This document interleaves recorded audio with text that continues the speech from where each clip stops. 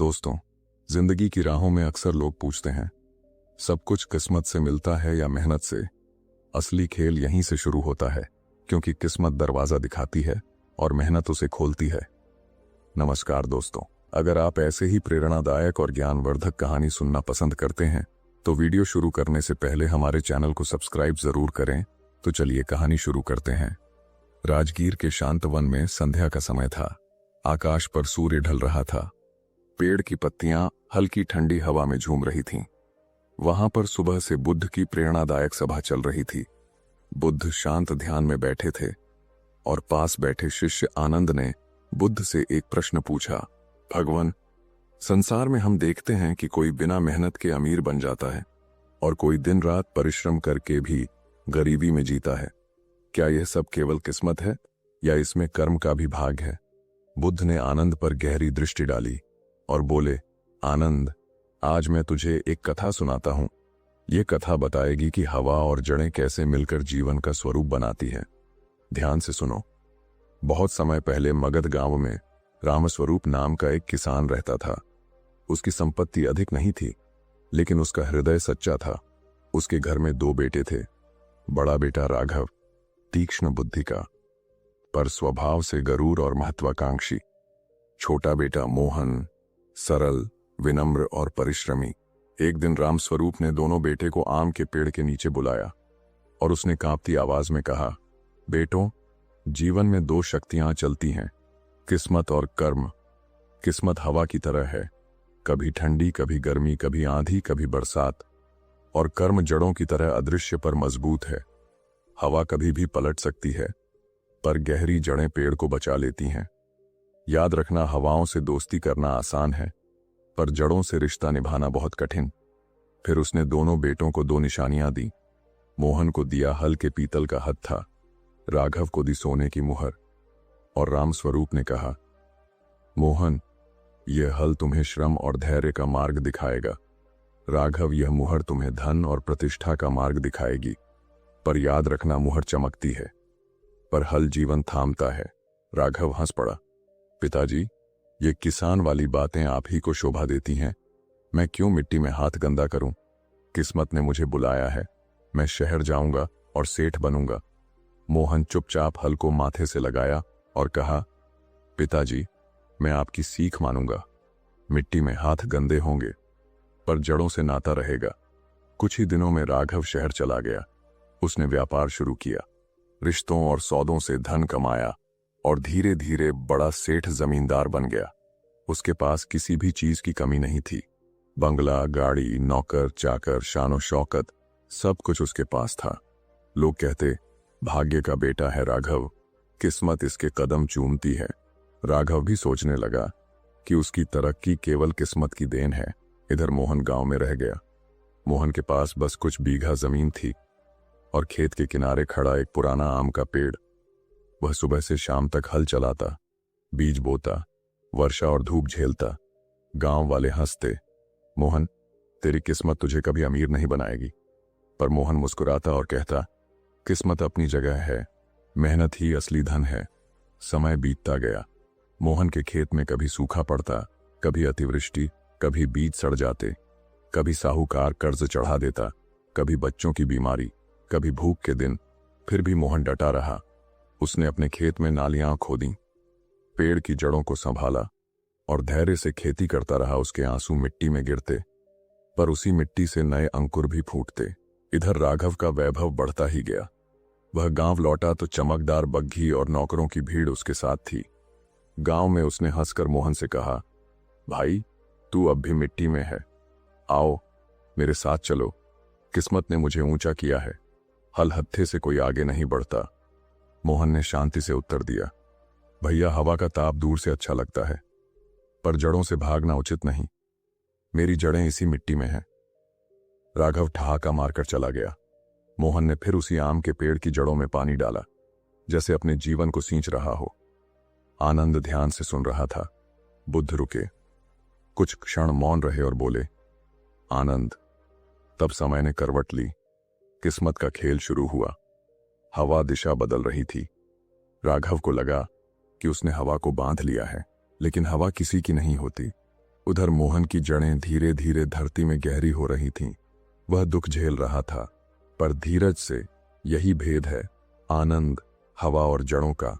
उधर राघव की शानो शौकत अचानक डगमगा गई। उसका धन धीरे धीरे खत्म होने लगा, जबकि मोहन की मेहनत से उसके खेत और जीवन में समृद्धि आने लगी। कथा और गहरी होगी। बुद्ध ने शांतवन की शांति में गहरी सांस ली और आनंद की ओर देखते हुए कहा, आनंद, समय कभी एक जैसा नहीं रहता। राघव और मोहन दोनों के जीवन ने अब करवट लेना शुरू किया। देखो कैसे किस्मत और कर्म का संतुलन बदलता है। राघव का वैभव अब चरम पर था। उसका महल चमकता था, सोने चांदी से सजा हुआ। बाजार में उसका नाम सुनकर लोग झुक जाते थे। वह घोड़े पर बैठता तो बच्चे पीछे दौड़ते और गांव के लोग कहते, यह वही राघव है जिसने किस्मत के सहारे रातों रात सब पा लिया था। राघव का मन अब और ऊंचाइयों का भूखा हो गया था। उसने व्यापार और बढ़ा दिया, दूर दराज के नगरों से सौदे करने लगा।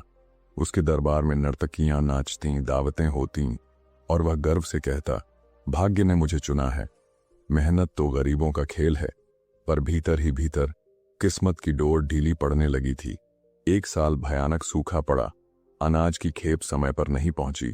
समुद्र में जहाज डूब गए, बाजार में दाम गिर गए और जो उधार उसने दूसरों को दिया था वह भी डूब गया। धीरे धीरे उसके खजाने खाली होने लगे। पहले नौकर चले गए, फिर बग्घियां बिक गईं, फिर महल की दीवारें जीर्ण शीर्ण होने लगीं। लोग जो पहले उसके दरवाजे पर सिर झुकाते थे अब पीठ फेर कर निकल जाते। साहूकार दरवाजे पर आकर खड़े स्वर में कहने लगे, सेठ जी उधार लौटाइए। राघव रातों को जागता, महल के अंधेरे कमरों में टहलता और बुदबुदाता, मैं अमीर था, सब कुछ मेरे पास था, फिर यह गरीबी अचानक कहां से आ गई। किस्मत ने मुझसे मुंह क्यों मोड़ लिया। उधर गांव में मोहन अपने खेतों से संघर्ष कर रहा था। उसकी जिंदगी आसान नहीं थी। कभी बारिश कम होती, कभी बीज खराब हो जाते, कभी बच्चे बीमार पड़ जाते, लेकिन हर कठिनाई में वह धैर्य रखता। उसने खेतों में नालियां बनाई, मिट्टी सुधारी, खाद तैयार की। उसका पुराना आम का पेड़ हर साल उसे छांव और फल देता। जब कठिनाई आती वह पेड़ से टिक कर बैठता और कहता, जड़ें धैर्य रखती हैं तो मैं भी रखूंगा। धीरे धीरे उसके खेत फलने लगे। फसल अच्छी हुई तो उसने कर्ज चुकाना शुरू किया। बच्चों की मुस्कान लौट आई। गांव के लोग कहने लगे, मोहन की मेहनत रंग ला रही है, ये सचमुच जड़ों से जुड़ा हुआ इंसान है। समय का पहिया धीरे धीरे उलटने लगा। राघव जो कभी गांव का सबसे अमीर सेठ था अब टूट चुका था। राघव का सब कुछ बिखर गया। मोहन जो कभी गरीब किसान था अब धीरे धीरे संपन्न होने लगा। एक दिन गांव के मेले में दोनों आमने सामने आ गए। राघव फटे कपड़ों में, धूल धूसरित चेहरा लिए साहूकारों से बचता फिर रहा था। मोहन साधारण कपड़ों में, पर आत्मविश्वास और शांति से खड़ा था। लोग फुसफुसाने लगे, देखो भाग्य का खेल, सेठ गरीब हो गया और किसान अमीर। राघव रात को अपने खंडहर घर में बैठा रो रहा था। उसने सोचा, मेरे पास सब कुछ था, धन, वैभव, नौकर चाकर, पर सब छिन गया। किस्मत ने ऐसा क्यों किया? मैं कहां गलत हो गया? उसकी आंखों से आंसू बह रहे थे। तभी किसी ने उसे कहा, यदि सच जानना चाहते हो तो गौतम बुद्ध के पास जाओ, वे ही बता सकते हैं कि किस्मत और कर्म में क्या भेद है। राघव ने तय किया, मैं बुद्ध के पास जाऊंगा, उनसे पूछूंगा किस्मत ने मुझे क्यों गिरा दिया। बुद्ध ने कथा का यह हिस्सा सुनाकर आनंद की ओर देखा और कहा, आनंद देखो, घमंड से भरा सेठ किस्मत के भरोसे सब पा गया, पर जड़ों को भूला। और किसान जिसने दुख और कष्ट में भी धैर्य रखा, धीरे धीरे फलने लगा। अब आगे सुनो। राघव बुद्ध के पास आया और तब उसे जीवन का असली उत्तर मिला। बुद्ध ने शांत स्वर में आगे कहना शुरू किया। एक सुबह थका हारा बिखरे बालों वाला राघव राजगृह के पास स्थित वेणुवन पहुंचा। वह बुद्ध के चरणों में गिर पड़ा और रोते हुए बोला, भगवान, मैं कभी अमीर सेठ था, धन, नौकर चाकर, वैभव सब मेरे पास था, पर अचानक सब छिन गया, मैं निर्धन हो गया। बताइए, मेरी किस्मत ने मेरे साथ ऐसा क्यों किया? क्या यह सब भाग्य का खेल है? उसकी आवाज में करुणा, पश्चाताप और टूटा हुआ अहंकार था। बुद्ध ने उसकी ओर गहरी करुणा से देखा और कहा, राघव, भाग्य केवल बीज है, लेकिन कर्म उस बीज को सींचने वाली वर्षा है। तुम्हें धन तो भाग्य से मिला था, पर तुमने उसे घमंड और लापरवाही से नष्ट किया। तुम्हें लगा कि मेहनत गरीबों का काम है, पर याद रखो, मेहनत ही वृक्ष की जड़ है। बुद्ध ने हाथ उठाकर आकाश की ओर इशारा किया और आगे बोले, मान लो, किस्मत एक नाव है, पर नाव तभी किनारे पहुंचती है जब नाविक अपने हाथों से पतवार चलाए।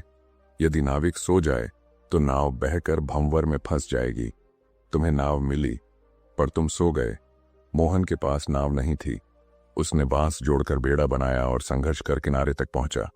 तो बताओ, जीत किसकी हुई, किस्मत की या कर्म की? राघव चुपचाप सुनता रहा। उसकी आंखों से आंसू बहने लगे।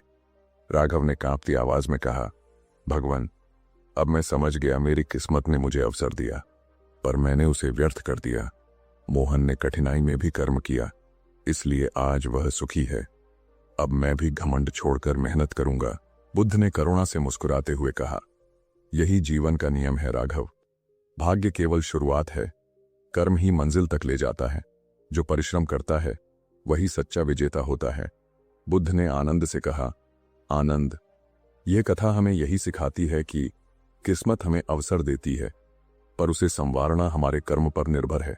अहंकार करने वाला पतन पाता है, धैर्य और परिश्रम करने वाला सफलता। इसलिए कभी भी किस्मत पर गर्व मत करो, बल्कि अपने कर्म पर भरोसा रखो। भाग्य द्वार खोलता है, पर उसे पार करना कर्म ही सिखाता है। जो धैर्यवान और परिश्रमी है, वही जीवन में सच्चा समृद्ध होता है। इस कथा से प्रेरणा मिली हो तो वीडियो को लाइक, शेयर और चैनल को सब्सक्राइब जरूर करें। धन्यवाद।